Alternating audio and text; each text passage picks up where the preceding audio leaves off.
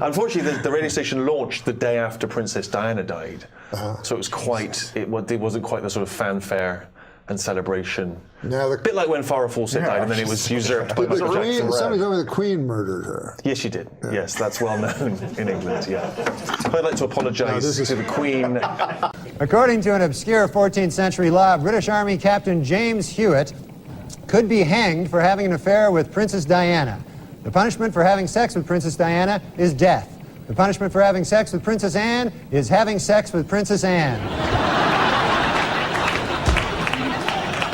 In other book news, Prince Charles released an autobiography in which he states that he never loved Princess Di and that his father pressured him to marry her. The book is entitled, Of Course O.J. Did It. I mean, come on. Queen Elizabeth II visited Russia this week, becoming the first English monarch to set foot in the Soviet Union. The visit, which will last for 2 weeks, is expected to have absolutely no effect on anything whatsoever.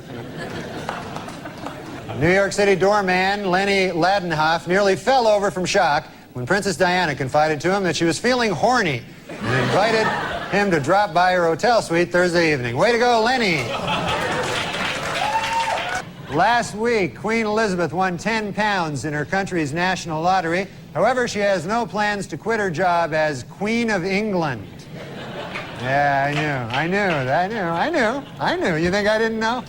A blind man felt Princess Diana's face last week and said she is the prettiest woman I've ever seen. He then picked up a toilet plunger and said, "Thank you for this royal scepter. I shall treasure it always."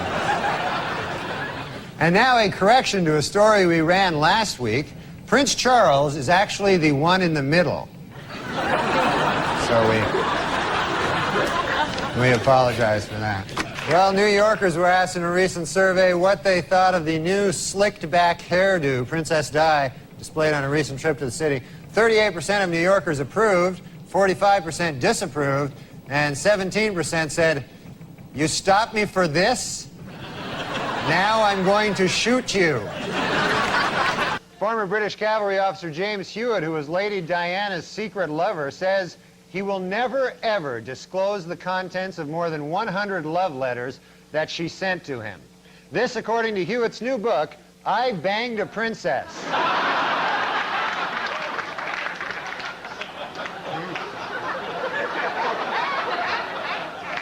In England, a much-publicized videotape of a naked Princess Diana having sex with her lover, Captain James Hewitt, has turned out to be a fake. But on the bright side, it's still a video of two naked people having sex. The Franklin Mint has announced plans to market a Princess Diana porcelain doll. And the timing of the move has made some people very unhappy. Critics charge that the doll is in poor taste, and they're even more upset about the Franklin Mint's other new offering, porcelain landmines.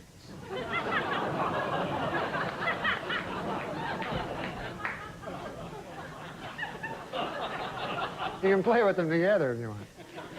A Tampa businesswoman who bought several of Princess Diana's gowns as a collector is now putting them on display to raise money for charity. However, her method of display is being described by many as inappropriate.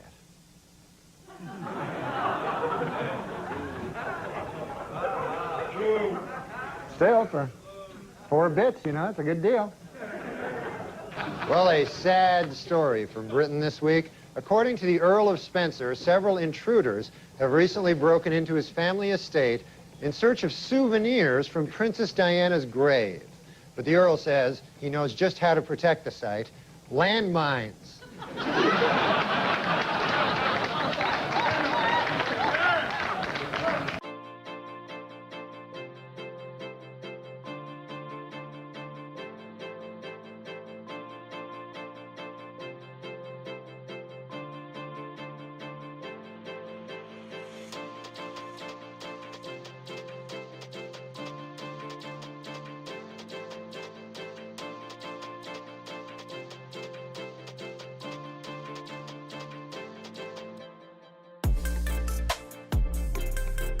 I use my time for you know what I do? I do a lot of charity work for things that people, I don't like arguing with people, you know, when they have another opinion than me.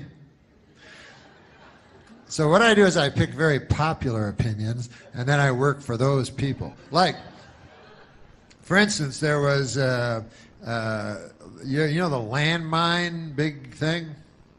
Princess Diana, one of the greatest people who ever lived, she was against landmines.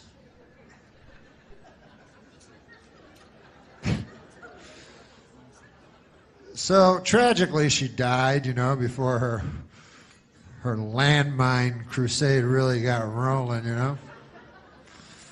And of course, it was a terrible tragedy and everything like that. And then she died, and hey, how about this? Remember when she died, and then Elton John wrote that song for her, but it was the same song that he wrote for Marilyn Monroe? It seems like kind of a jip.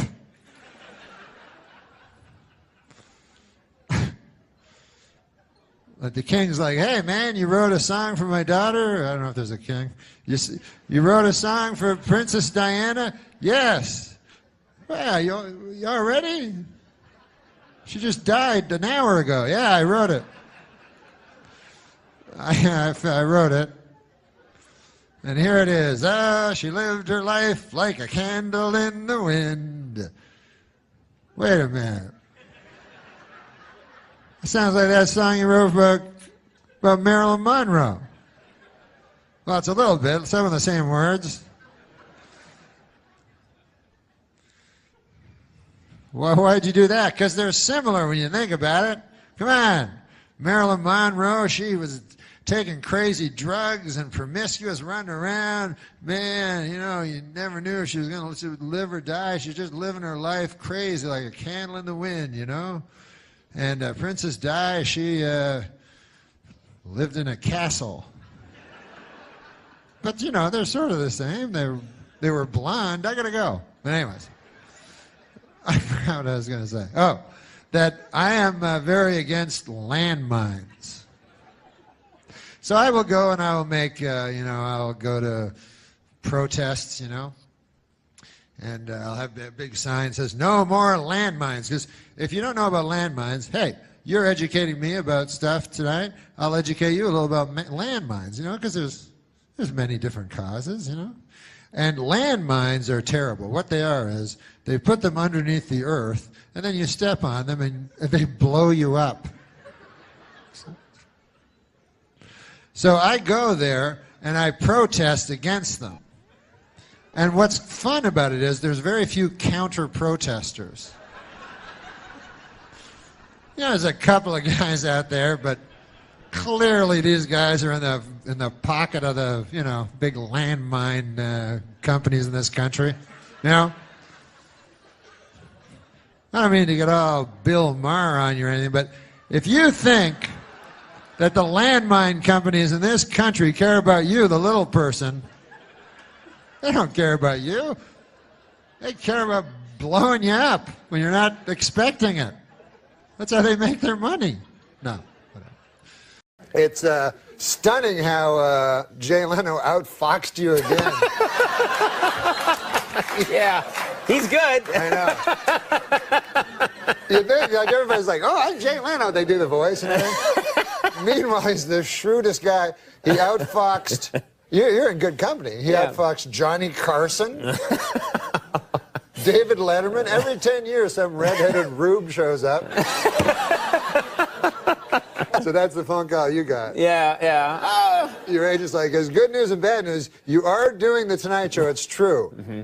But remember that discussion where you said, I'll never have to follow Leno again?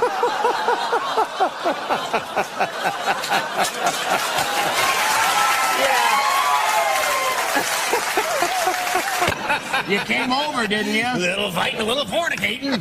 What's he, an old pirate all of a sudden? You notice how I didn't say it's 11? Hey!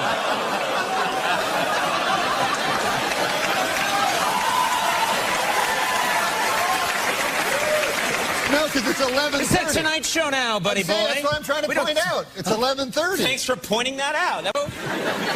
Hey. Oh, yeah. Oh, you got more. Hey, Yoko Ono is not mad about you this week. Mad about you? Okay, that way I remember. Yeah, that's pretty cool. She'll be playing a conniving bitch who broke up the Beatles. All right, hey. Is she that beloved? It's interesting what you say when you go, like, America's the greatest country in the world or something, because, like, imagine, like, you're just saying that on account of you live there, because let's say you hear a guy who goes, hey, man, Kenya, that's the greatest country in the world. You better believe that. Hey.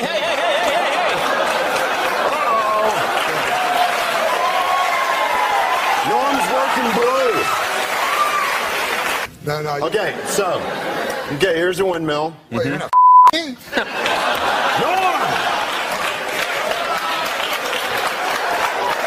Your two options are attack and fly away. I love you. Let's bump the pit bulls. Not salad tossing. I'm sorry. Okay. I'm going to return to my former sexual lifestyle. Well, yeah, what's that? It's trying to find a lady and convincing her to let me lie down on top of her. That sounds so romantic, the way you describe it. very I want to lie down on top of you and take a nap? What do you... Doesn't sound Well, like... I'm just saying I'm very simple. I don't need no, I don't need no where they whip your balls or anything. Okay. I'll tell you this. What's that, Norm? My doctor told me I'm on the same dose that they give to the donkey for the second show in Tijuana. Okay, now listen. For the second show, you know? Why do I continue to have you on? And yet I love it. No, the second show. You want to... You've already started the wrong end. Look, that's the bit there. All right. Well, So okay. just top and tail it like that. Look, come on, wake up, stand there. I'm up to 4 segments. Why, you didn't tell me a number of segments? No. He wants the edges off, I think. Hey! Turn it around. Okay. What? Come on, no. You're gonna be tight.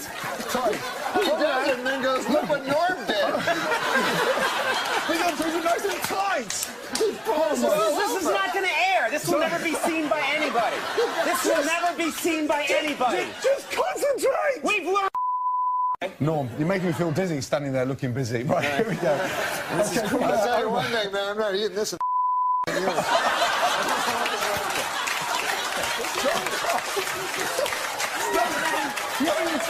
are we even having a cooking segment at this point? Why would there even be a cooking segment? Why would we even have a cooking segment with you people? When did you hit bottom? I said, I don't know. The cool part of it was the girls all get up, right? And all their stories are all the same. Whenever they hit bottom, every story is the same. They're like, when I hit bottom, I a guy for a drink, and you're like, oh. Every guy.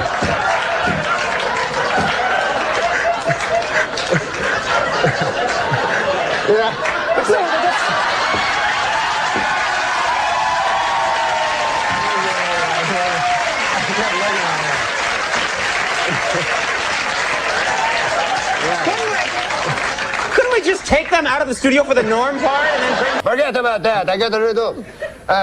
Brothers and sisters, I have none. But this man's father, he is my father's son.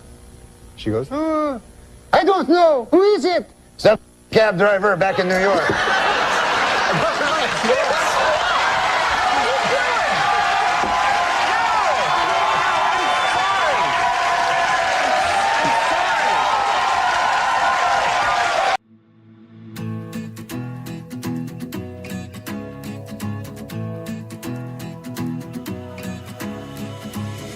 I've been searching for what's missing, but the answer remains.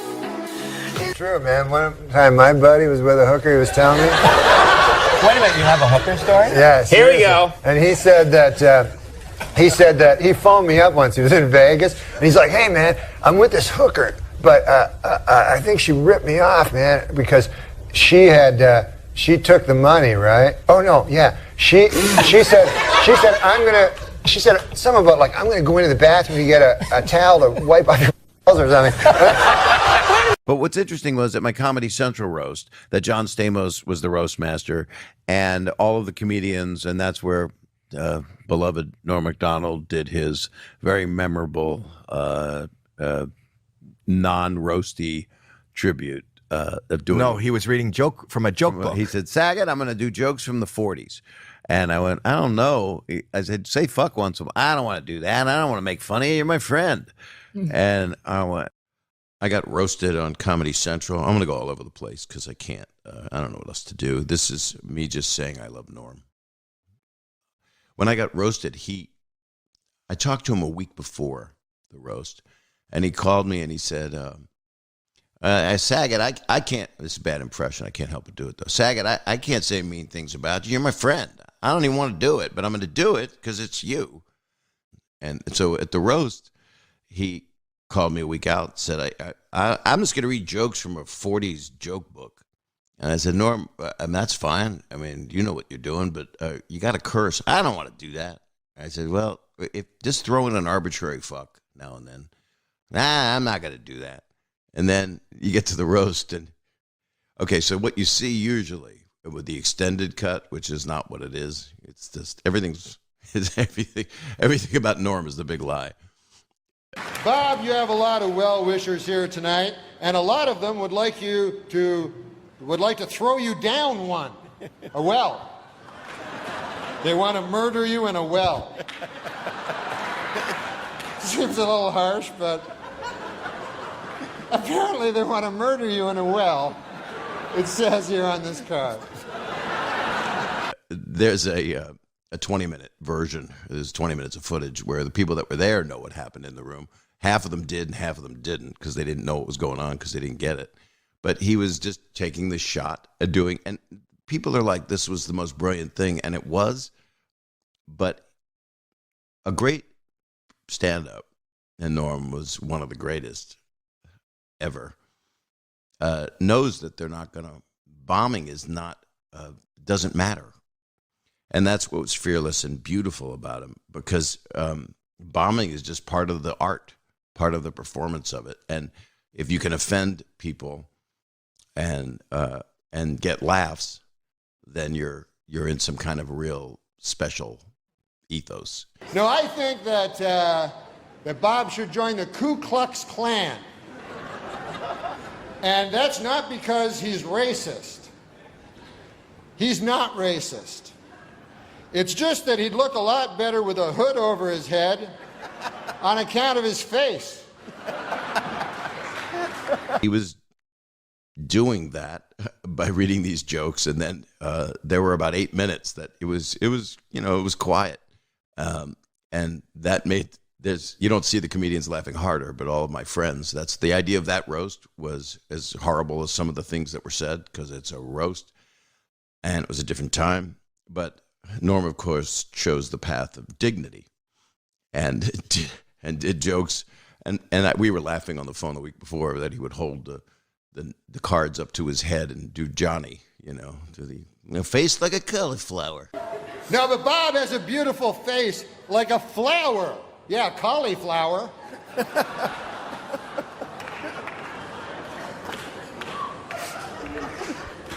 No offense, but your face looks like a cauliflower. But we were doing all that stuff because he idolized Johnny, as all of us did. And so they cut out the part that was bombing, and but it did. I would have loved to have seen the whole damn thing. I think the roast should have just been a bunch of people doing a bunch of horrible dick jokes and wow, some really wrong stuff on there, right? But it was funny for a lot of people. It's really split how you look at stuff from years ago, and people know what funny is. And Norm did the most brilliant thing, and I was so excited when he said, I said, you got a fucking dog face. And that if you look at the thing, I don't like looking at myself, and who does? But I like looking at me. But when he said that, that's when I was like, yeah, come on, start cursing. Just throw in arbitrary curses, because at that point he was digging out of a hole. That's what he was doing. But straight to the heart. I went a long time acting like I wasn't broken apart by you.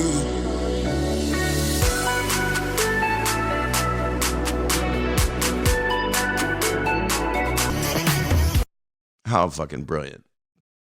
Because it was so anti-roast. Because he didn't want to roast his friend. And he also didn't want to do a roast. So there's, it was a good toss-up whether he was doing it because he didn't want to hurt his friend, and also he didn't want to do a roast. He didn't love the form. He didn't mind listening to the old ones, but he wasn't equipped mentally or care enough to make fun of someone. It just, it seemed like okay, that's the joke. Making fun of somebody. Oh, great format. So, of course, he's reading the sports section while the other comedians are doing their stuff, and that it's just, it's brilliance. It's an Andy Kaufman type thing, or anybody who knows what comedy is and doing some kind of, it's just Norm. It's just Norm. It's what he found funny. Bob Saget directed Norm Macdonald's movie Dirty Work. Yeah. A move that transformed Norm Macdonald into a star, Buck's employee. And then at the end, and I thought about, do I play it on here right now? And the answer is no. You can watch it. You can see it. I mean, at the end of the thing, he got emotional, and he doesn't mean to do it. He doesn't know what he's going to say, and he doesn't do it that often. Bob, honestly, has never had an unkind word for anybody, and I love him, and I hope everybody else does, so I just want to say that. Thank you. He told me, he loved me, and he told me publicly, and I loved him, and I love him. I have opinions. I have opinions that everybody holds, I like, I don't know. Yellow is the best color, but I don't know if you call that an opinion, it's just a, oh, hold on, it's my phone. There's a guy who'll come on TV, go, hey, listen, let me ask you a question. Do you like yellow? And I go, yeah, of course I like yellow. And he goes, yeah, well, so is this guy. And they show a guy, he's waving, pointing at someone that doesn't exist, wearing a yellow shirt, And then I go, Ruth, get out here, goddamn. Here's a guy on the TV that's speaking for me finally, Ruth. I'm always talking about how cool yellow is? Well, this mother... Finally, a person that's speaking not at me, but for me. I like bananas. I go, God damn, I never looked at it that way. I like bananas too. You go, they're yellow. I go, God damn, you're right, they are yellow. Ha! What say you and me go buy a yellow banana? I was at a party with a friend and so I noticed you first, and you returned my gaze, knew how to quench my thirst. You took me to that room like a dream come true. The dance you performed was just for me and you. Kisses on the neck, then you work your way down. Let yourself go for me all around town. Seductively stood. No, I don't do him from his radio show. I just do him from the, because he has his article in USA Today. His column. You ever read his column? Yeah. And all it is he just, anything he thinks of, he writes it down. Sure, his thoughts. His thoughts. Yeah, and they're just like completely random. Like he'll go like, blue is a great color, but for my money, yellow is the best. It's like crazy. That's all, Larry. It's supposed to make you think. Yeah, it makes you think. Because I don't care what... Tell me some of the Asian things that, like, Like what you call a small penis? No, like names, yeah. Oh, well, yellow, yeah. Yellow? Yeah. Who says that? Who says yellow? You're a coward. Hey, yellow. No, that's yeller. You're yeller. Yeah. I've never heard of yellow. No, never. That's our skin color, but... Yeah, yellow man. That's just what yellow, you yellow say. man, that's what you say. God, you made that up. Oh, no, Hey, yellow man, get out of my bar. I've never heard that. No. Do you know all the racial things against Asians? Yeah, can you... One quick Mitch Hedberg story. So I opened up for Mitch Hedberg like 22 years ago, and he comes up to me after the show and he goes, "Hey Artie, man, you're a fat guy." I go, "That's what he said." I go, "I could lose a couple, but what are you talking about?" He goes, "I wrote a joke that I can't do because I'm not fat, but I'll give it to you." I go, "All right." He goes, "You know when you're a kid and they tell you to wait a half an hour after you eat before you go swimming?" And I'm like, "Yeah." He goes, "You should say you've never been swimming because it's never been more than a half an hour since you last ate." And I go, "That's a great joke. Can I can have that joke?" He goes, "Yeah." So then he comes back and he was smoking a lot of weed. So he comes back totally serious. He goes, hey, man, you're right. That is a good joke. I'll make you a deal. If I gain like 100 pounds before you do that on TV, I get the joke. I'm like, all right, whatever. So, okay. So cut to like a month later. I'm with Norm Macdonald having dinner with people. And Norm does that joke about me. He goes, hey, man, it's Artie's never been swimming. It's never more than a half an hour since he last ate. I'm like, where the fuck did you hear that joke? He goes, I heard a fat guy do it at the Comedy Store. I go, really? So I see Mitch 2 weeks later. I go, Mitch, what the fuck, bro? You gave me that joke. Norm said he saw a fat guy do it at the Comedy Store. So he's all fucked up and he goes, hey, Artie, man, listen, I'm sorry. I get fucked up a lot. I forget shit. I probably gave that to a lot of fat guys.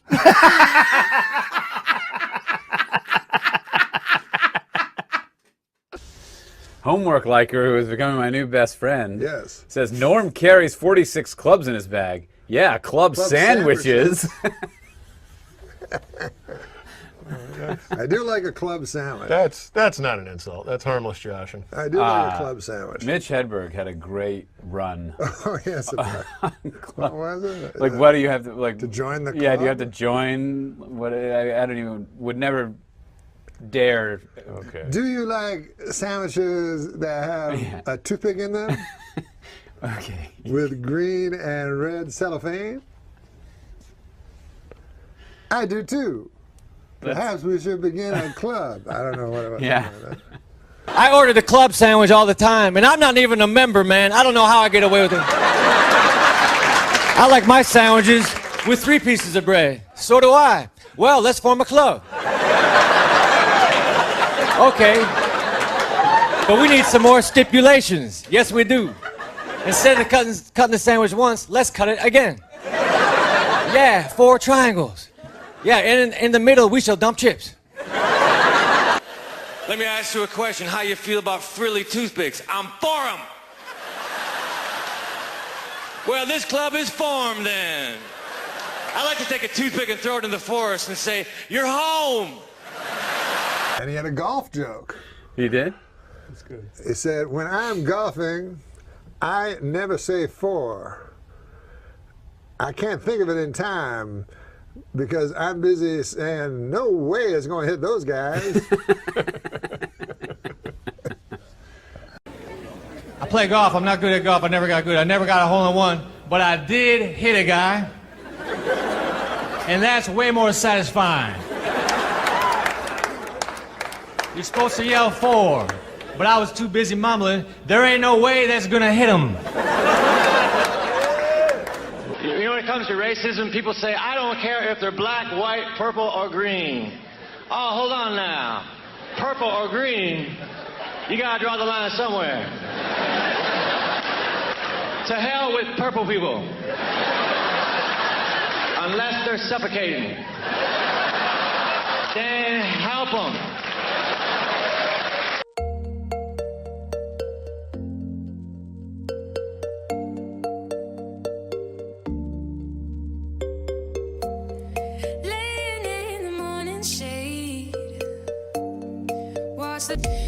And I know people, hate people for all kinds of reasons, Some people hate people because they're a different color, black or white or something like that. I don't care if a guy's black, what. Hey, let me tell you something. I got a thing I realized. You know when a guy's racist is when he goes, if he says something like this, he goes, I don't care if a guy's black or white or brown, yellow, blue, green, or anything. You're like, what the fuck is green? I don't care if a guy's purple. Any of those goddamn non-human colors, all the same to me. Purple, black, same thing to me. If the guy's a black guy or a purple guy, I treat him the same. Isn't a purple guy? That's a fucking monster from outer space. Who the hell likes those guys? You gotta kill them. You gotta kill those guys, right? Can I try an Adam Carolla impression? Yes. Yes. Let me try. Do whatever you want. I don't know if I can do it, but give me a subject I can rant about. Dancing with the stars. People that recycle or people that smoke cigars. Let me tell you something about. Is that what you said? What is it? He's almost like Andy Rooney. Yeah. Let me tell you something first of all about people that recycle.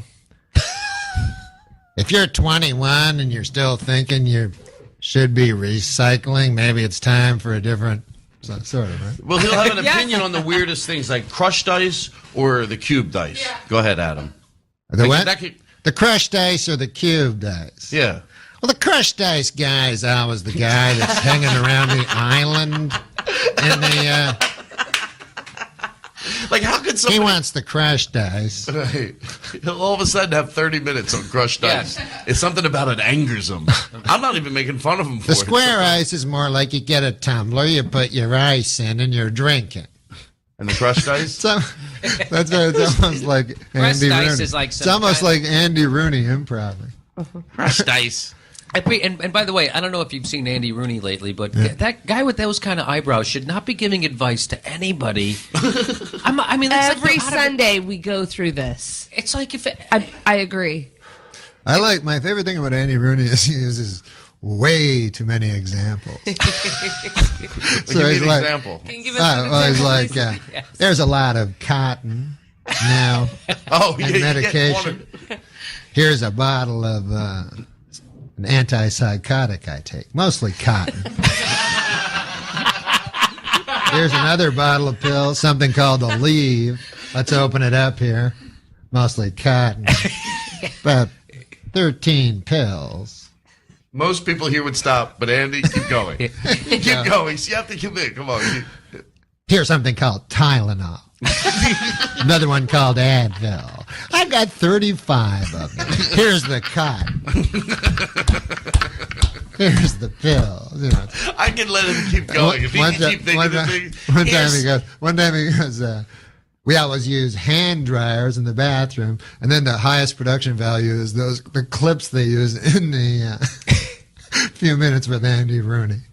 So he goes, we all use hand dryers. Cuts to like a video of a guy's hand under a dryer. Yes. Necessary? That's the I guy's. don't think so. The guy's on B-roll. My headphones keep going in and out, but it's all right. How's your battery? If I meet one more chick that wants to become a veterinarian. He never said that, did he? No, that's the other one. Oh. Okay. That's Corolla. Oh. That's sort of. Oh, yeah, yes. First of all, if you want to be a veterinarian. I have a question for you. Yeah. Todd, talk to Adam Carolla as Todd Glass is with us. The thing about Todd that always got me is he's one of those yellow shirt guys. Yeah, go ahead. Who did you want me to talk to him as? Colin Quinn. Oh, Quinn. Talk to Adam Carolla? Yeah. You know, who cares? Colin Crushed Quinn. ice. Cubed ice. I gotta listen to Adam Carolla now. He's gonna go off for an hour and a half. I always loved Colin Quinn because it was kind of like he just missed it. Missed what? He was really big, but kind of at the wrong time. Oh, this is Adam Carolla. Yeah, oh, okay. I'm very confused right now. No, Norm's a good guy. Adam Carolla. Oh, Jesus. I'm very lost right now. I'm not going to lie. It's okay. You know what? Just shut up? No, we get confused all the time. We did death. Once you do death, on Family Guy, it's like everybody knows you as death. You could be anything. You could build your life as like a heart surgeon, work on that for a while. Oh my God! I just put that. Didn't Adam Carolla take over for you as Death on Family Guy? Yeah, Norm did it first, and then I think of it doing. That's right. I just realized that. Some days we get closer. Things that we never really needed. Promises that we never thought of keeping safe. I guess it's never over if we never got a chance. As the old refrain goes, people who need people are the luckiest people in the world. And then there's Andy Rooney. I'd like to take a moment to talk to you about people. People are everywhere nowadays. It seems like you can't go anywhere without bumping into some people. People follow you when you're shopping, they ask you for directions, and sometimes they ask you what time it is. People never know what time it is. They have to ask you. There are over 4 billion people in the world. That's a lot of people. And I suppose most people like each other all right, but I don't. I don't like people, and I never have. I guess that makes me bad. Advertisers are always using people to help sell their products. Here's something called cornflakes. It's got a picture of some people on the box. I guess we're supposed to think, well, these people like cornflakes. I guess I will too. But I don't think that. I don't like people, and I don't like pictures of people either. There's even a magazine now about people. It's called People Magazine. This issue has a picture of some fellow's head on it. Bet that's a good article. Here's a box of letters from different people. Seems there's nothing people enjoy more than writing me letters. Here's one from Washington. This one's from Ohio. Here's one from North Dakota. This one's from Paris, Texas. Now, I don't know where Paris, Texas is, but I do know this. I'm getting pretty tired of cities in Texas naming themselves after cities in France. Here's one from Chicago. This one's from Iowa. Here's one from Iowa, too. This one's from Montana. Here's one from some place called Kansas City. Here's one from Wisconsin. This one's from Arizona.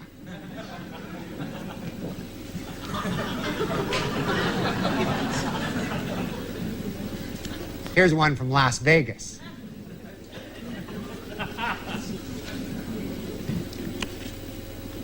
Here's one from Virginia. Oh, and here's another one from West Virginia.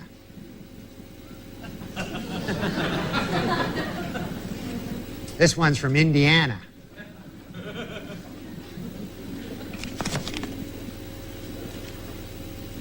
I don't know where this one's from, but it's yellow and it has a big stamp on it.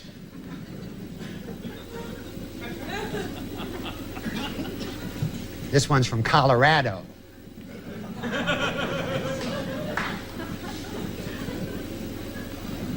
Here's one from Michigan. I receive about 100 of these letters every single day. I never open them. I don't like opening them. I set fire to them. Then I pour water on the box of burning letters to put out the fire. Then I take the whole mess and I dump it out my window on the people below. People don't like that much, but I like doing it to them. I suppose that makes me bad. You've got your podcast, it's still going, but I clicked on it the other day. It says Norm will be back in May. Oh, yeah. What's going on? Well, I do it for a while, and I go, I don't want to do it anymore. I don't want to do this anymore. And then they're like, he's on hiatus. Yeah. Is that what that is? Or is it just that you may or may not come back? Yeah, I don't know if I will. Okay. You used to have a thing on the internet. Oh, God. Yeah, people would come on. Yeah, the podcast. That's right. I promised myself I would never do the podcast again. You also promised yourself you'd write a good book. Okay, now. I mean, there is always one other option. There's another option? What's that? You ever heard of the Queensboro Bridge? I'll do the podcast. I just do it for a while, and then It's fun to watch. Tired of it. Because it's fun to do, man. Yeah. It's so great. I think it's just the people who do it with Norm are awful. Are awful. Well, no, Sean isn't. Sean does it with me. Well, there's one guy. There's always one guy. It's the rest of the people. The future's good. It's those awful others. Do you enjoy doing the interview stuff with people on the podcast? Yeah, well, we got good guests, so that I was interested in, but it's harder. Like, you guys obviously have to just interview everybody. Not necessarily. Here. What? No, we don't. You don't? No, you're a special choice. We could have said no. I'm amazed that people. I don't know how I would do with people that you don't care about. Yeah, like I'm always astonished by, especially a guy like David Letterman, who I think would be even less interested than we would be. You know, or the way he can pretend to be interested. Right, Like, and actually that's have. the Yeah, but real- don't you think he has a little more juice or say on saying, "Hey, No. this guest is No, here"? no. But there's every once in a gotta- while they have to take it. He has to take Oh it. Yeah. no! On an average guest, you got to If they're in town, they're promoting. 3 guests a night. Yeah. There's not that many interesting people, and actors are not interesting at all. I mean, I know. Did you start getting pressure from anybody? Because it's your podcast, but you start getting money from the outside coming in. I think it was Jerky Links, which might have explained the ballooning. Was that right? You had the Jerky Links thing. You had to try to convince me you're a Jerky Links get guy. what? Just get what they want, like guests from them. Sean, Sean and I, we liked just older guys. A lot of people wanted young people. Young people. But they're not interesting. Older guys are the most interesting. And I always think in show business, you get the old guys, they don't care what they say anymore. Right. They're out of the business. They'll tell some stories. And they tell stories about guys you care about. Yeah, they'll name names. They don't care at all. They're seconds away from dying. Yeah.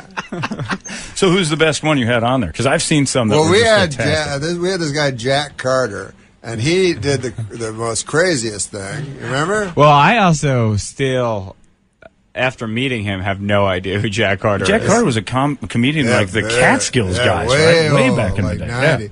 So he was talking, and he said he was talking about the war, and he was Which like, one? The Second World War. The I big go, one. you were in the Second World War. He goes, yeah, it was a lot of fun. I go, the war was a lot of fun? And he goes, well, I never got to go over. I never went over, He goes, I got a lucky break. My whole unit was going to D-Day, and they all died. And I didn't go because I got deathly sick the day before. And then I go, oh, man, it sounds like you were faking it as a joke. And then he goes, I was. And then he's like, I never told nobody that. And So he finally confessed. Yes, now, that he is a right? deserter and a traitor to our country. But you learn that kind of stuff on Norm's podcast, Yeah, which Norm's is great. Deathbed Confessions. That'd be a good show. That'd be pretty awesome. You just Yeah. show up at hospitals, Yeah, and they think it's to bring them up, but it's really just to get them to admit We've had some a stuff. couple. You had to admit some stuff, and then you Oh, pull man. a plug out of. Man, do I want to follow you around with a camera? Hey, I'm here to pull the plug there. You got anything to say? So Rickles.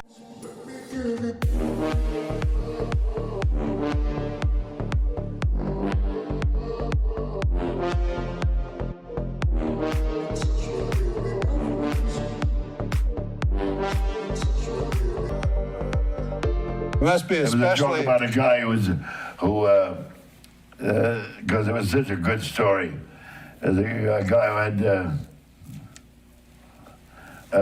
had surgery, and I can't remember the joke. I remember can't the either. punchline. I can't either. But don't you find also like that that everybody's got cosmetic surgery, so there's no old guys except Bill Murray? Like, so he gets all the cool independent movies even the and men stuff? too? Yeah, you think Yeah, the men too? I think Yeah. so. So that's what I think about Bill Murray. Everybody else gets ridiculous work done that makes them look young, and then Bill Murray gets to look like an authentic Right. Plus, he's a great actor. It's amazing that he took that route. He did Razor's Edge, which was awful, Oh yeah. but still was daring Yep. project. And I guess he just had all this money from Ghostbusters. Mm-hmm. And so he did the exact opposite of Dan Aykroyd. It was always funny, like Dan just kept chasing the big movies. Yeah. And then he did that crazy sitcom where he was a priest, and you're like, what happened here? How do you act in front of Bill Murray? I was nervous, and then I remember my wife came and joined us, and then Jason Sudeikis came. I texted Jason like, "I'm at a bar with Bill Murray," and I was like, just suddenly there. Then we were talking, and then I remember at one point Bill Murray was talking about Strother Martin, the actor, and how he lobbied hard to get him to host SNL.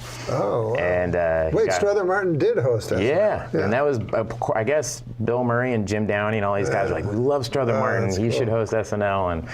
And do you know Strother Martin? No, I don't know. He was in Paul Newman movies. Cool Hand Luke. Oh, where he's like, okay. what we got here is right. yeah.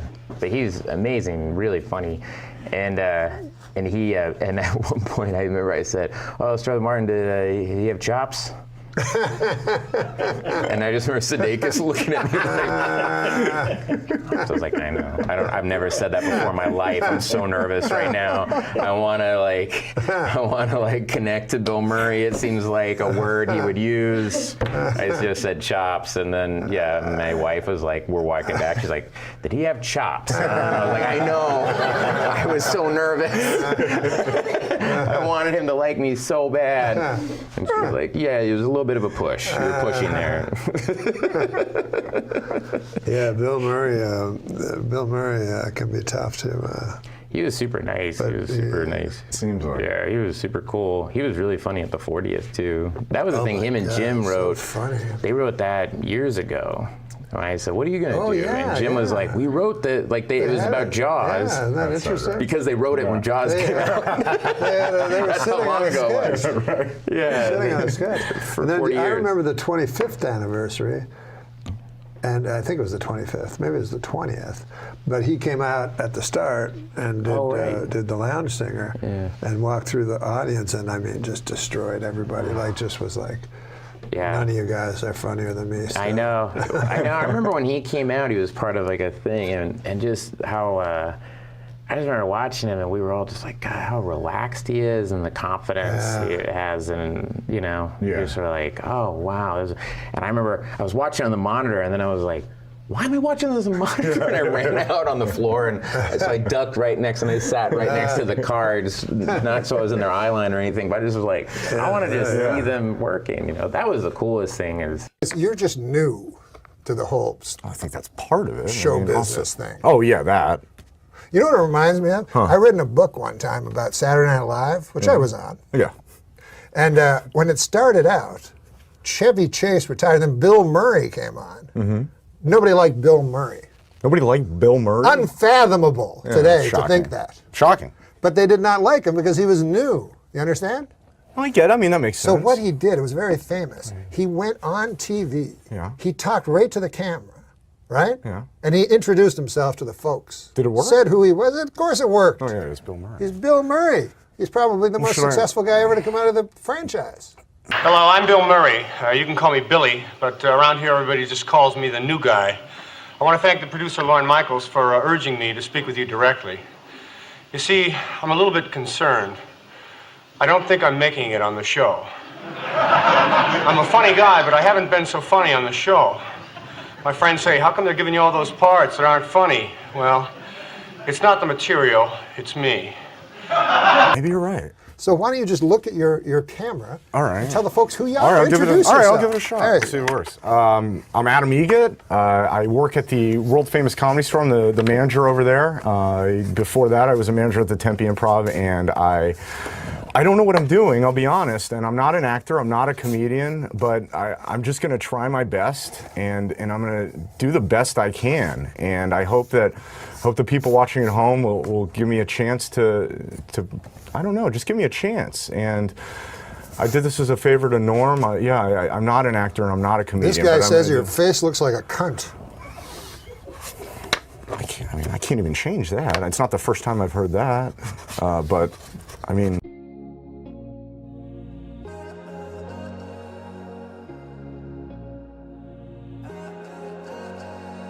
Try and crack your code every day. Thinking about every word that we.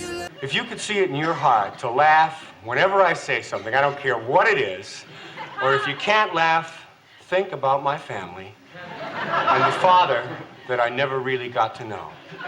Now, I don't want letters. I just want to make it as a not ready for primetime player. And when that's done, I'll be able to stand here on a Saturday night in the middle of Rockefeller Plaza, New York City, New York, 10020, and say, Dad, I did it. He'd like that. What's going on with Norm? No date right now. No date, but he might come back. Okay.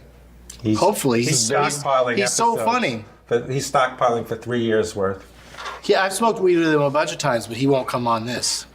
Because that's too public. Smarter. I think a lot of comics just, a lot of comics don't smoke before they go on or drink, It's kind of a control issue. Yeah. You know, they don't want to feel out of control and it's embarrassing enough when your joke doesn't work and you're sober, you know. Right. If you're fucked up and a joke doesn't work, You have your a lot of paranoid mind goes, what do I do? And you know who comes here? He gives out free pot samples. The guy who runs Speed Weed.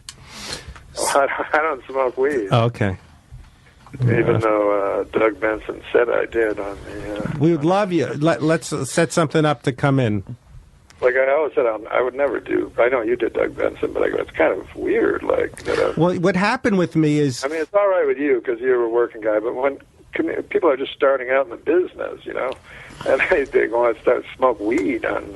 Well, what happened... with me is like I'm stoned out of my mind, laughing, and he's rolling his eyes. Go, we have prepared segments here, Mr. Interrupter. And it's like, well, you get me stoned, and I'm an asshole for like laughing at a It's context. hard to get a word in with him, though. I was annoying. I talked too much, but yeah, he would interrupt. But he would like just go, Fred here is not part of the program, and I'm thinking that's like if I have a podcast where we spin around and get, you know, we have to spin round and round, and I'm mad that they're dizzy, you know. Yeah, no, he was on the podcast. He said some guys won't come on the show. I guess they don't want people to know they smoke weed. Like Norm Macdonald smokes weed with me all the time. I'm like, what the fuck? First of all, if I didn't want anyone to know, why are you saying it? Secondly, I've only met you once. Well, Janine Garofalo 30 years ago. But it's funny because I watched his Super High Me, you know, and I thought, well, this, you know, because he smokes weed every day for a year or something. And I thought, well, this guy will really be able to handle his weed. Wrong. He's like a misadvertisement for weed. You know what I mean? Like his whole face becomes a weird mask. Eyes. We kind of have a lazy eye. It's like, what was that? I didn't hear you. Have you met Norm Macdonald before? I got to work with Norm, and I guess I mean, I hope he doesn't mind if I tell him, because this is a very endearing. Oh, Last Comic Standing. No, I did. Right? I did the season before. Okay. But I got to work with him one week, and we. What did you do? Oh man, I watched every single set he did, and it was so cool. And we actually got. You know what? I already got into the story, so I got to tell it. Yeah, let's hear it. Yeah, that's fine. He wanted to get high. Yeah. And so I was like, okay, I don't really get high before shows, but afterwards, cool. And Sure. he's like, no, now. Well, when Norm Macdonald says now, right, you say yes. Yeah. Correct. And he goes and hands me the joint, and I was like, okay. And then he hands it back for a second hit, and I was like, no thanks. And he goes, what's your problem? And I go, well, I'm just worried I'm going to repeat a joke, and I still have to go up and bring you up because the opener was on, right? And I was hosting. So I still have to go up there and bring you up, and I just don't. I already did some jokes earlier, and I just don't want to tell the same joke again. And he goes, "That's insane. You're an idiot. Smoke this." and so I smoked it, and then we go inside, and I'm so high. I go, "I'm just going to bring you up. I'm not going to do any time. I'm just going to bring you up." And he's like, "No, do a couple minutes." And I go, "No, please, just let me just bring you up." And he goes, "No, do 5 minutes." This guy's doing really well. Give me, take a little, do a little time in between. you need a little buffer between comics. Yeah. Right. I said, okay. So I went up there and I was so high, I was like, I don't even remember what I said in the first half of my set. So I'm just going to tell jokes that I haven't told in years.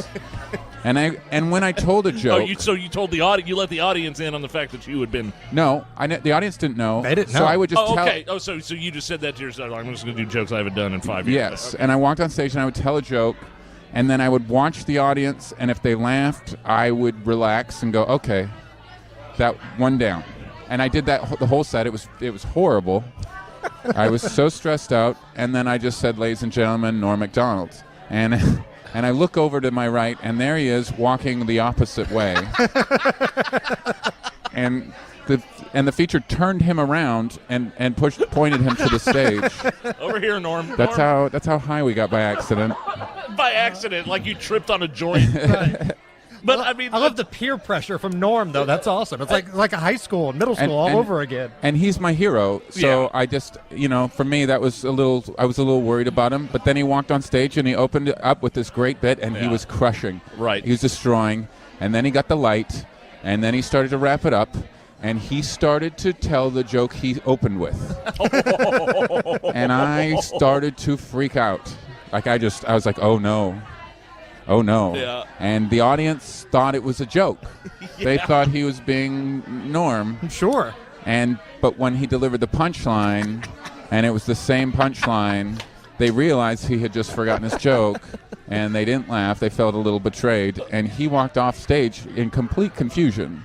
And that bit usually kills. And then the feature goes, "You told the same joke twice, you idiot." And he goes, "No." And then he looks at me and he goes, "This is your fault." And I never got to work with them again. That was the last time I worked with Norm. But you know what? With Norm Macdonald, though, that's Norm. He's so irreverent that you'd almost expect it. He can do that. Yeah.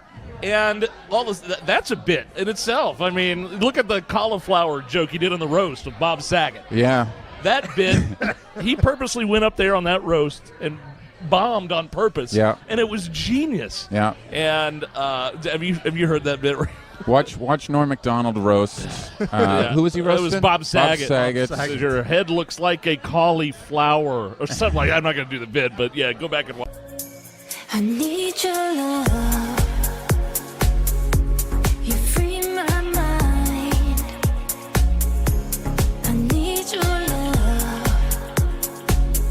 Yeah, you free my mind. And still in line. Smells like a fucking pot dispensary in here. Oh, Norm, let's stay on track here.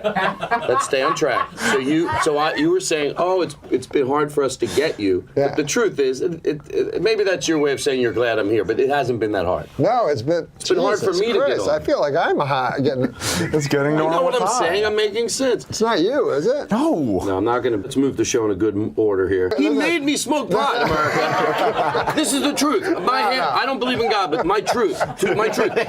Outside, he goes, "Come on, you'll smoke. I'm like, if you want me to smoke, I'll smoke. I didn't plan on it because I get chatty. I had a bad experience with getting Dogwood High. We cross promote. I meant a cigarette. No, you didn't. I meant the you didn't. Then they gave me pot by accident. I don't know. Your producer. Are you a happy person, like in general? Am I what? Are you a happy person? Because you always have a slight smile, but it's are you a sad person? No, I mean, I think things are funny, right. So I laugh a lot. But that doesn't necessarily translate into, like, happiness on a... if I'm laughing, I'm happy, I guess. Where do you live? I live in Southern California. Do you have a nice house? No, I live in a very small apartment. You have an apartment? Yes. Oh. I'm surprised that you don't have, like, a big, you're Norm Macdonald. Well, I don't like things. Oh. I never have. Really? No, I've always felt very burdened down by them. Do you have a pet? The only thing I can't throw away is when my child gets me a present. Yes. So I have those things, but otherwise I just have a... How old is your kid? A bed. What? I don't just have a bed. Well, I have a coffee pot. No, I don't. A teapot? No. I don't have... I always eat it. A microwave? I always eat at Joe's Diner that's near my apartment. Is this all true, or are you making this up? No, you just can't tell because he's got that grin on his face. No. So you bring a girl home or a friend over, and there's no place for what? I don't have sex with girls or men. Wait a minute, Norm Macdonald. Norm, you're a sexy dude. Yeah, but I don't have... And you never go out trolling. I mean, and no girl. Had sex. Well, I realize you're not a virgin. You've got a kid. No. When's the last time you had sex? Probably 10 years ago. Shut up. Yeah, I have sex. I have sex like by masturbating. Yes. Yeah, but I find sex very repetitive and dull and kind of pointless. Your kid. This is a bit. No, it's not. I had a lot of sex when I was a young man. When I was 19 or 20, I had a lot of sex, and it's just the same thing over and over. Right. It feels really good. So start from the beginning and do it again. I mean, why wouldn't you? Is it too much work dealing with ice cream? Eating ice cream is really good too until you're tired of it. You know. And the next day you try a different flavor. There's thousands of flavors of ice cream. But not of women. Do you go to hookers ever? No, I've never been to a prostitute. This attitude you have could be said for anything, though. I know. For Anything anything. you do For more than once. anything.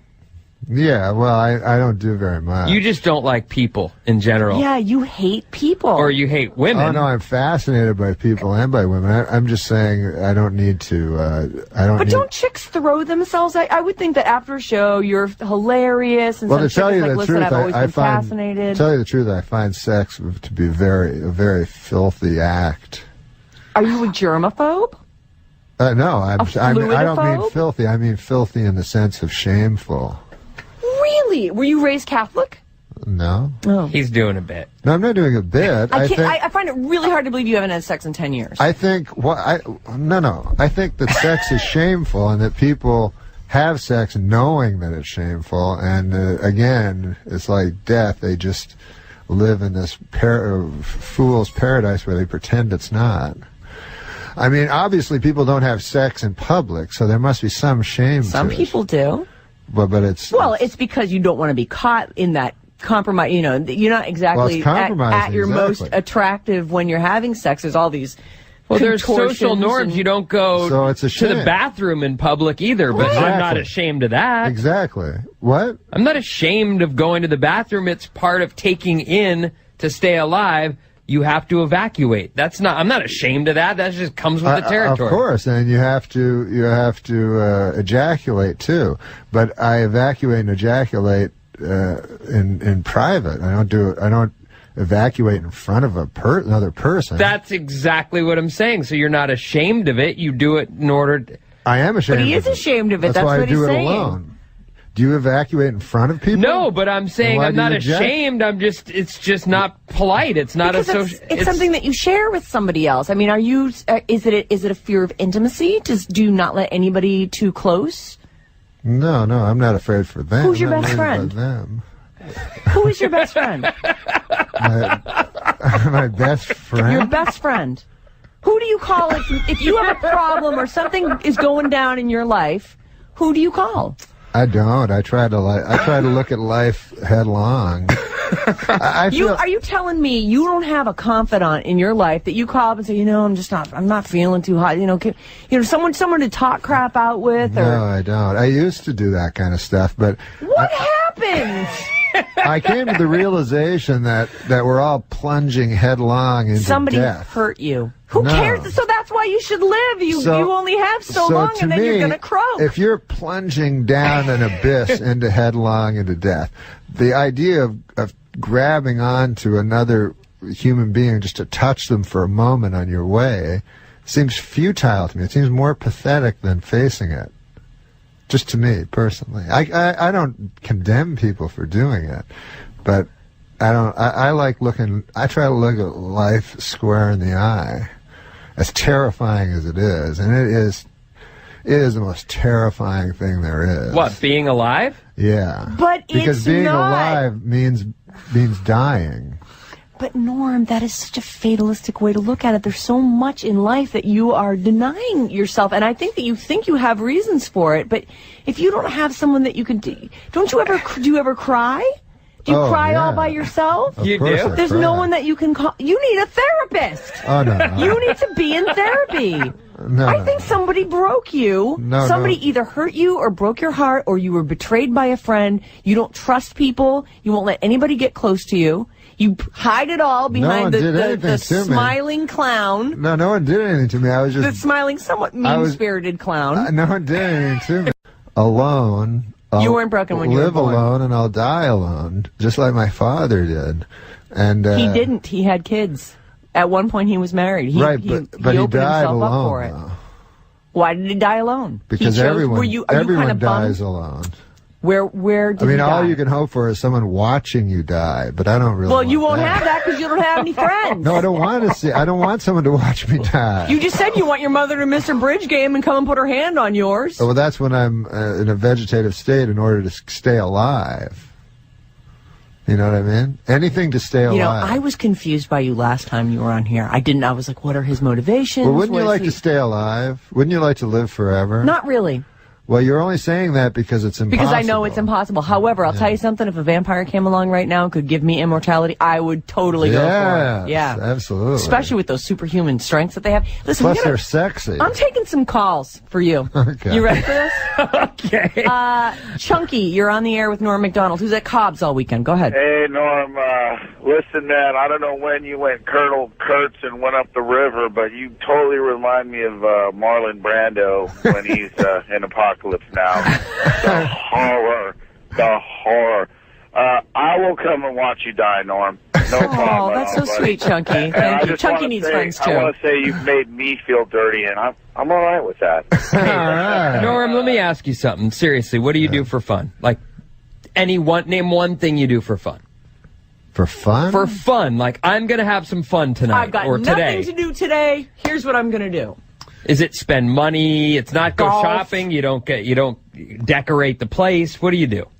I guess the only thing I do is I like to read sometimes. You're lying. I do. That's what I mean. That makes me. Do you feel play video games? Do you play cards? Do you Solitaire? I read a lot of Mark Twain. There's only so much Mark Twain, and not you're much actually. Yeah. I'm reading letters from Hawaii now, something I've never read before. But I read like stuff that I read a lot of literature. And Do you go to movies? I reread it a lot. No. You don't go to movies. Nah, but I did see a movie. I saw Gran Torino.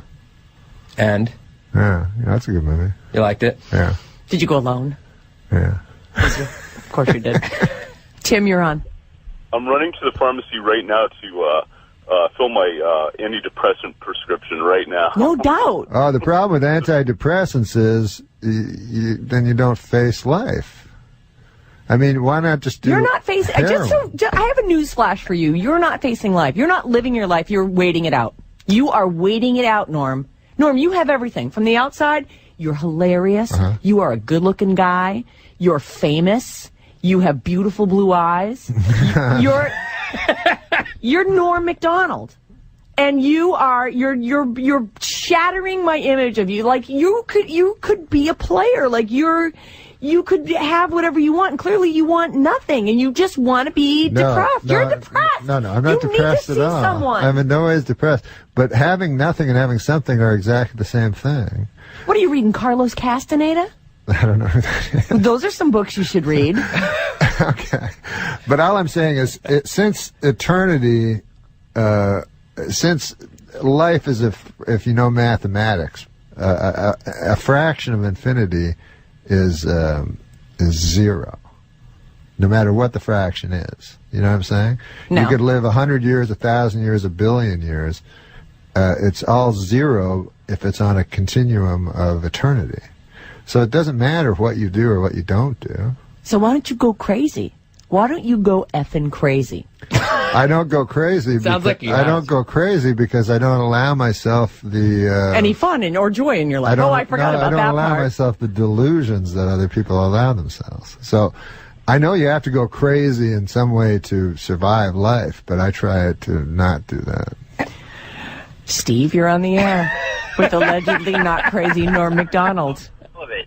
Norm, you're still full of it. Full of it? Uh-huh. I can't believe you guys are going along with this. I mean... So you don't believe it. You think he's been laid in the last 10 years, and he's got a very full, happy life, and he's just showing us this, like, pretend Norm Macdonald. He's seeing how long he can drag you guys along with this, and you guys are just going along with it. No, we're not. This is it. Yeah. That is it. I've been saying it's a bit all along. Aren't you listening? Well, either way, it's the same. Oh, my God.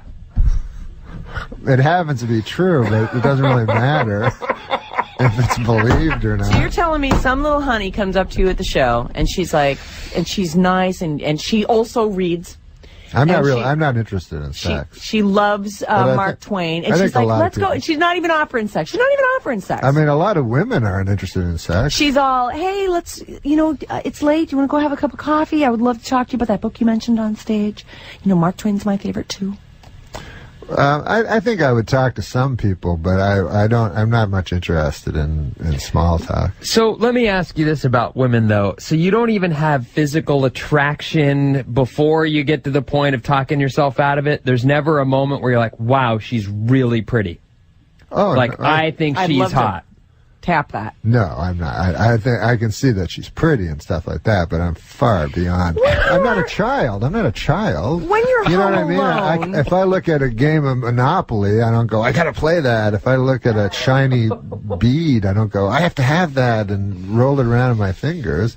You know, when as the scriptures say, you know, when you're a boy, you do boys things, and when you're a man, you. Men still do it. I don't know if you're. Well, I know they act like boys, but. Why is that boyish? That's human.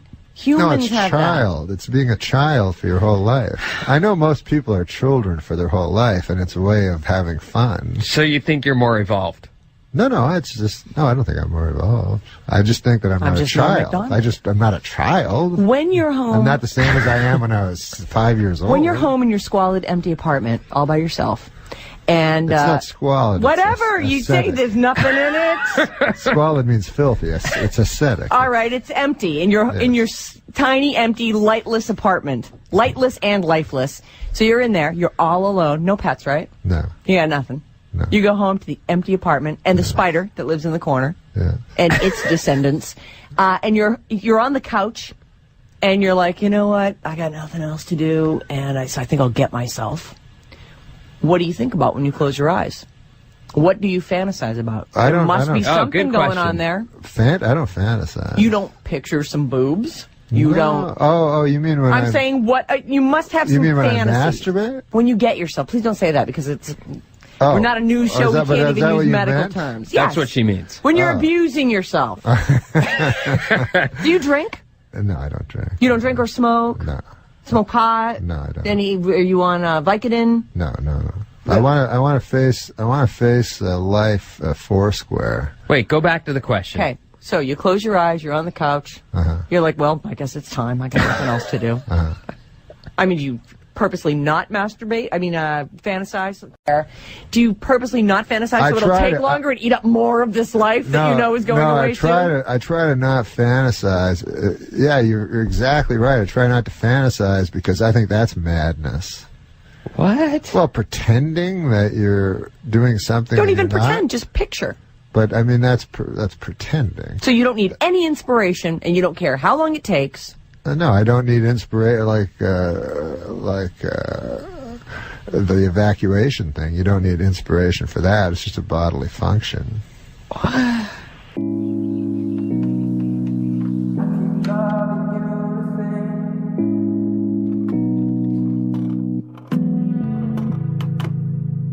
It's been a while, and I still like the way you look at me. With Norm Macdonald, who's at Cobb's all weekend long. Hi, Norm. My husband and I really wanted to see you, but I have to tell you, you kind of made us uncomfortable when we saw you in Honolulu. We thought, oh, maybe it's not a good idea. He doesn't like us already. Tell the story. Tell the story, Brenda. Wait, so you're in Hawaii and you run into Norm Macdonald? No, it was more of a pass-by, and it was pretty clear via eye contact that he was like, please don't talk to me. Please don't even pretend like you recognize me at all. Just let me pass on by with my folks and call it a day. So everything that he's telling you this morning. I apologize for that. No, don't apologize. But let me tell them that I don't usually ever do that. You don't usually. Well, I mean, it was a layover. Did you say hello to me or something? What was that? Did you say hello or? I tried to. We smiled at you and everything, and you were coming our direction, and we were going the other way, and you're really shifty-eyed. We made eye contact for quite some time. Oh. And my husband was nudging me, and he's like, Norm Macdonald. I'm like, I know. And you know, we didn't want to bother you or anything because we're at the airport. We're in Honolulu. We figured you're on vacation. He's at the airport. I mean, he could have been. No, I apologize. There was no one else around, though. It was outdoors, and he was with his folks, and it was just his family and my family. And we really wanted to just say, we love your work, and that's it. But I mean, just that he made eye contact with us, and he was really shifty-eyed about it. We could tell we're like, okay, he really doesn't want to be bothered right now. Shifty-eyed almost implies that he's got something to hide. Yeah, but that just might be his way. He's just a little bit of an uncomfortable guy. Like No. People come up to me all the time, and I talk to them endlessly.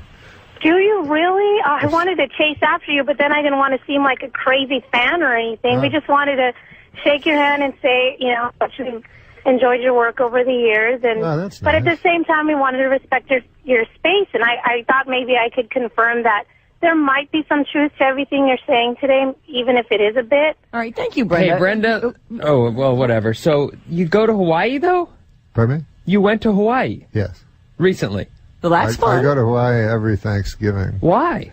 Because I take my whole extended family there. For them? Yeah. I don't And they count on you for that. Do you pay for you foot the bill because you're Norm Macdonald? Yes, I do. Yeah. You do. But you find zero pleasure in that, I'm sure. Oh, no, he must well, like it. I That's find family great time. pleasure in my son being happy. Ah. Yeah. Hmm. How old is your son? He's, 10, 15? You liar! He's 6. He's a 6-year-old. You just about that you've had sex in the last 10 years. No, my son's 16 years old.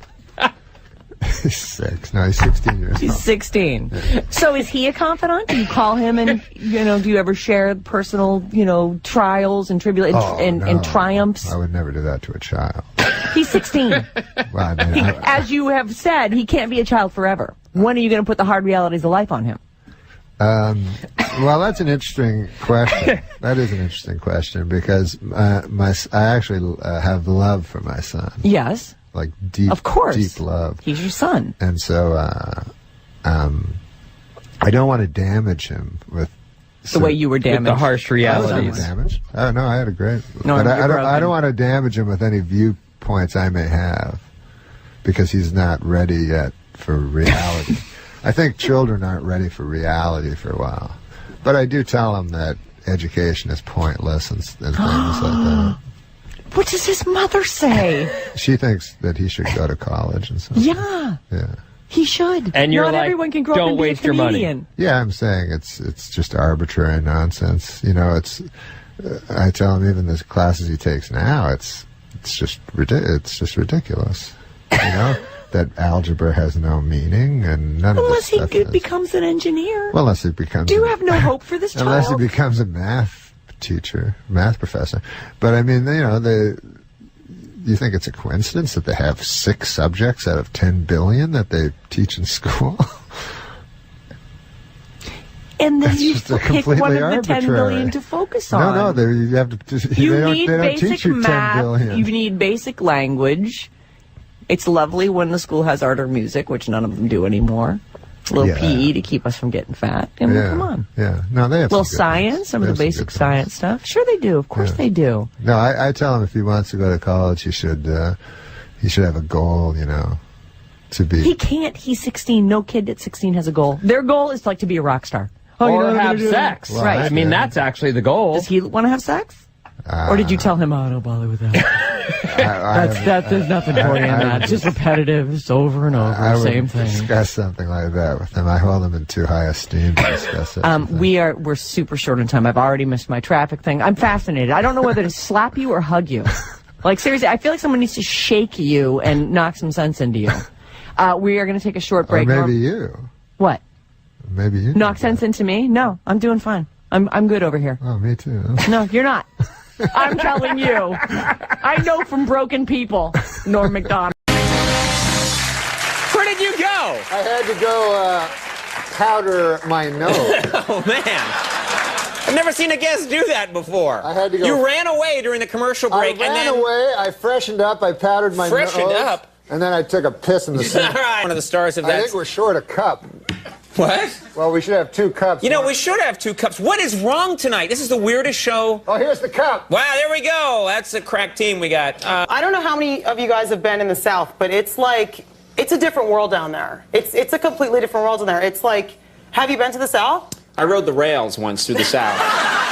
Ran into a guy named Kitchener Leslie. A tough man he was. But a man still the same. Now I'm thinking in Norm's cadence. So I was ordering my coffee, and I felt this weird, like, vibe behind me. It was weird. So I turned around, and this guy was, like, reaching for me. And I'm like, whoa. What do you mean, reaching for you? Like, to touch you? Yes. Don't do that. That's not cool. Yeah, thank you. That's not cool. So this I grew up in Alabama.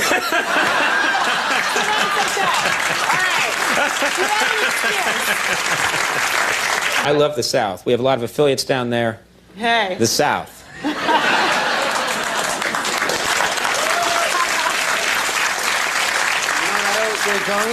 What do you always say, Norm? Well, because I love the South, and I always say, if there was no South, there'd be no North. There you go. You know, this... Exactly. Somehow tonight, because of you, Norm, this talk show became a back porch.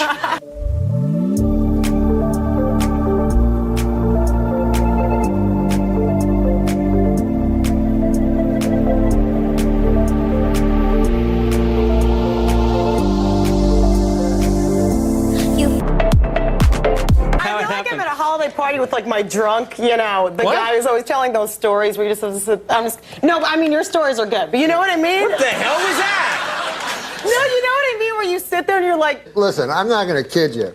I enjoy the occasional smidgen of whiskey.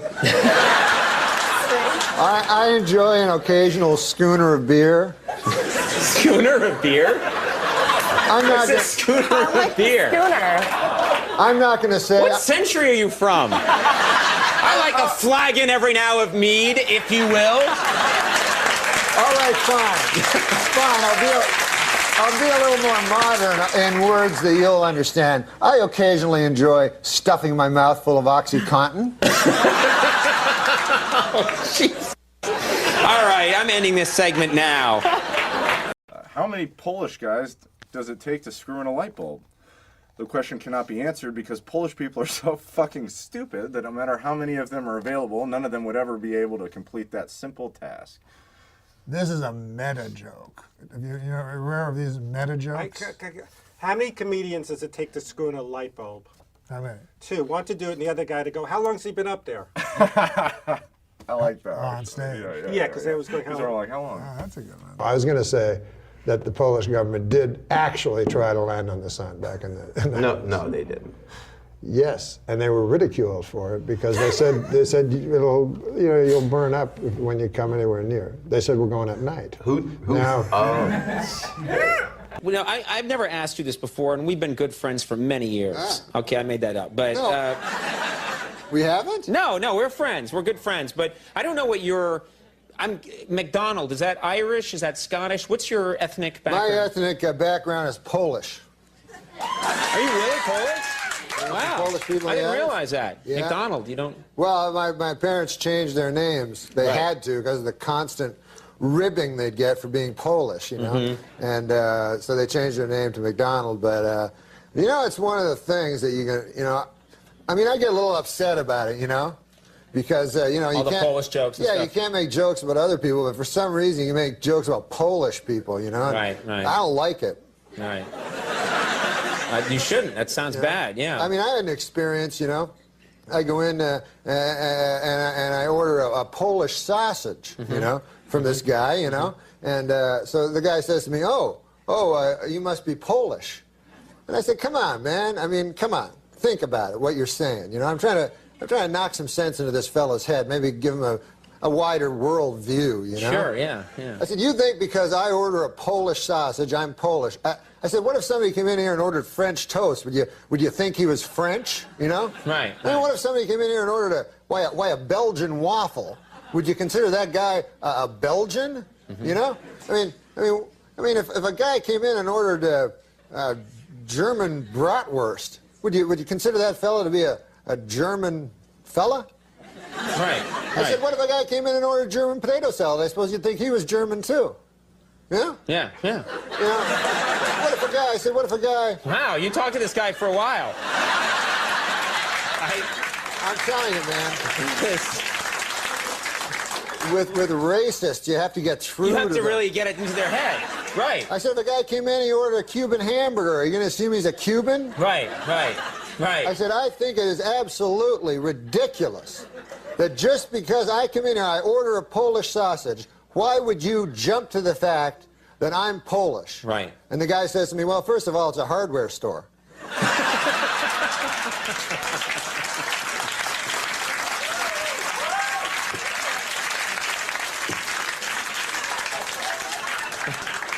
And you hate Polish jokes, don't you? You just hate them. No, I think they're disgusting. I'm scared scared of letting go, go, go. I'm scared of letting go, go, go. I'm scared of letting go of everything in the past.